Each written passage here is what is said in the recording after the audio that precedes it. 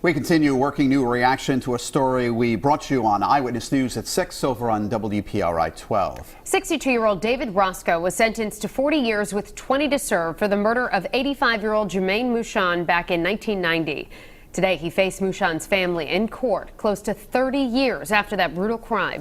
And now we're hearing more from the West Warwick detective who helped solve the case, why he hopes it can serve as an example for law enforcement moving forward. Eyewitness News reporter Caroline Goggin joins us live in West Warwick, where police say the murder happened 29 years ago. Caroline?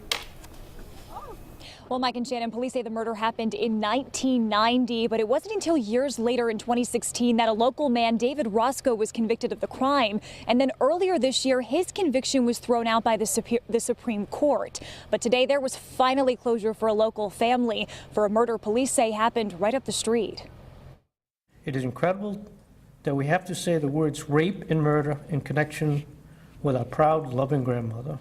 The grandchildren of Jermaine Mouchon get closure almost 30 years after her death. I'm satisfied that the family was able to hear him say that he was guilty of it. Wednesday afternoon, 62-year-old David Roscoe was sentenced to 40 years in prison with 20 to serve after pleading no contest to a second-degree murder charge in connection with Mouchon's death.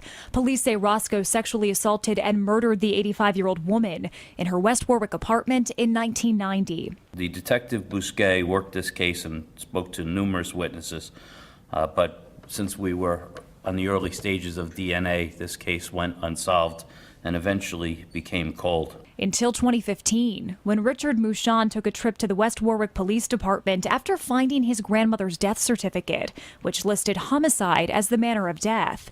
He was met by Detective Sergeant Thomas Nye. So he brought it to our attention and he asked us if we could look into what happened with the case. Detective Nye says he found the old police report and reopened the investigation, later having 25-year-old DNA evidence from the case tested. And they matched it to Mr. Roscoe in the CODA system. It was a very good feeling to know that we were able to give them an answer.